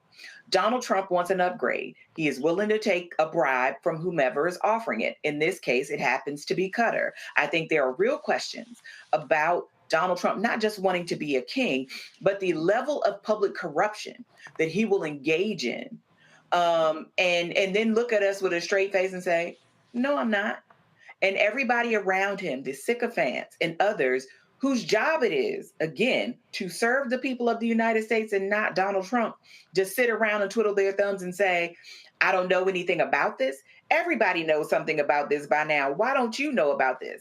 And I think this stuff, this sort of mealy-mouthed playing in our faces that they're all doing, it's going to come back to bite them eventually. Because one thing we do know about Donald Trump, he does not forget and he takes score. So those who choose to get a backbone and stand in the way of this gift, right, this government to government gift that somehow is going to revert to Donald Trump as a private individual once he leaves office, whenever that is, he will go after them. And I'm just curious to see how many people are going to, you know, I don't know, try to maintain some semblance of integrity, try to pretend that this is still a democracy, that they are still people with actual titles and some power here. I'm waiting to see it. It's certainly not going to be Mike Johnson. Maybe Thune or some others will come forward and say something. But this is out and out ridiculous. It's corrupt. It raises all kinds of security issues. And, you know, this is par for the course when you're looking at this administration. Before I go to Rebecca, I found this to really be laughable. If you want to see how hypocritical this fool is, watch this. Of President Mr. Speaker, you were very critical of President Biden and his family's foreign business dealings. You supported an impeachment inquiry as a result of it. Are you equally concerned about President Trump's family's business dealings, especially given the fact that he is in a region now where his family has billions of dollars of investments in Doha and Saudi Arabia, and the fact that he has a crypto business now where he's auctioned off access to the White House for the highest bidder in his meme coin? Look, there are authorities that police executive branch ethics rules. I'm not an expert in that. My expertise is here in the House. Okay, I will say that the reason many people refer to the Bidens as the Biden crime family is because they were doing all this stuff behind curtains, but in the back rooms. They were trying to conceal it, and they repeatedly lied about it, and they set up shell companies, and the family was all engaged in getting all on the dole. Whatever the President Trump is doing is out in the open. They're not trying to conceal anything. But Mr. Speaker, the investment in the meme coin, those folks are not transparent. We do not know who those people are. I don't know anything about the meme coin thing. I don't know. I can just tell you that, I mean, President Trump has had nothing to hide. He's very upfront about it, and there are people who watch all the ethics of that. But I mean, I've got to be concerned with running the House of Representatives. Is it congressional oversight, though? That's the congressional responsibility, isn't it? Congress has oversight responsibility, but I think, so far as I know, the ethics are all being followed. So, yes, sir. So, let me give y'all a translation. Unlike some other people who we accused of being criminals, but we couldn't find any evidence they were criminals. See, Donald Trump he robs the bank in daylight. And see, when Donald Trump robs the bank, they don't wear masks, and they don't put on gloves. So see, what they do is they send you a text before they steal your stuff. So Trump's people are just they are transparent with being grifters. Rebecca, that's really what he said. Look, corruption is corruption, and it is wrong, whether it's Democrat or Republican, whether it's behind closed doors or it's in front or it's on the world stage. But they couldn't prove the Biden so-called crime family. They couldn't prove it. They didn't have the goods. Comer promised for 4 years, I got the goods, I got the goods, I got the goods. Never had it. Yeah, they absolutely did not prove it. But I also am old enough to remember when Secretary Hillary Clinton was Secretary of State. I think she was given like a $250 necklace, and it was all up in arms because she could not keep a $250 necklace from a foreign government. What's interesting here, the follow-up question to Speaker Johnson should be, hey, Speaker Johnson, you ride an Air Force One from time to time. Do you feel comfortable riding on the new Air Force One that's given by a foreign government that at times has hostile anti-American interests? Would you feel comfortable riding in the sky around the world in that particular jet? And I bet you right then and there, Mike Johnson would have some things to say about that, and probably likely wouldn't want to fly in what would be a compromised a jet at that point. This is ludicrous. It's bad for democracy. It also shows that Speaker Mike Johnson is not a good leader. He's not upholding constitutional principles, especially for someone who claims to, want to uphold the Constitution. Because as a reminder, Article 1 of the Constitution outlines Congress and Congress's principal role in this democracy in being the primary check and balance on the executive branch. But this is something that Speaker Johnson isn't comfortable with doing. So maybe he's not qualified for the job. Right. And at least the Republican Senate Majority Leader had some guts.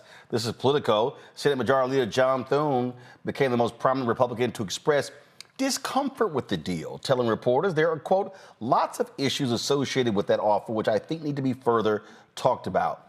I guess he's not too busy being the Senate Majority Leader to actually keep up with the news. I'm just saying. All right.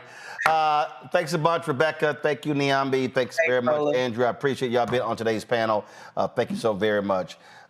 Folks, these people are just crazy. They just absolutely So I just sit there and I'm like, y'all really, this the bullshit we got to deal with. But I mean, that's how they roll. All right, folks, that's it for us. Lots more we'll be covering, keeping up with some stuff. Let me see if we got anything new. Anything? I told y'all yesterday I showed y'all the photos of our new Robomobile being built. Be delivered next week. Look forward to that. If y'all want to support the work that we do, listen, it's a lot of stuff going on, y'all. I was dealing with an ad agency today. And these ad agencies, y'all, don't want to support black-owned media, make us jump through hoops, do all kind of stuff, and we're doing the best that we can. But the bottom line is we don't have millionaires, billionaires supporting us. Your support is critical for what we do. We are busy working on new shows, launch of the network, shooting a business pilot this week. We're looking at a health show as well, so we're trying to expand the offerings that we have. And so when you support the Black Star Network, you're supporting all of these shows, not just my show. And so we would love for you to join our Bring the Funk fan club. If you want to join via Cash App, your contributions, our goal is to get people to give on average $50. If you can give more, great. If you can give less, we appreciate that as well. Does not matter. The QR code for Stripe is right here. This is the QR code. Click the Cash App button to contribute. Also, see a check and money order to P.O. Box First of all, make a big payable to Roland Martin Unfiltered. Send it to P.O. Box 57196, Washington, D.C. 20037-0196. PayPal R Martin Unfiltered. Venmo RM Unfiltered. Zelle Roland at RolandSMartin.com. Roland at RolandMartinUnfiltered.com. Download the Black Star Network app. Apple phone, Android phone, Apple TV, Android TV, Roku, Amazon Fire TV, Xbox One, Samsung Smart TV. Of course, be sure to get my book, White Fear, How the Browning of America is Making White Folks Lose Their Minds. Get the book stores nationwide. Also get the audio version I read on Audible. Get your Roland Martin Black Star Network swag. We got our new shirts, merchandise, you name it, we got it. Go to rolandmartin.creator-spring.com. The QR code is there as well. Plus, download the app Fanbase. And if you want to invest, go to startengine.com/fanbase. Folks, that's it. I'll see y'all tomorrow right here on Roland Martin Unfiltered. Holla! Black Star Network is here. Oh, no punch! I'm real revolutionary right now. Thank you for being the voice of Black America. All momentum we have now, we have to keep this going. The video looks phenomenal. See, this difference between Black Star Network and black-owned media and something like CNN. You can't be black-owned media and be scared. It's time to be smart. Bring your eyeballs home. You dig?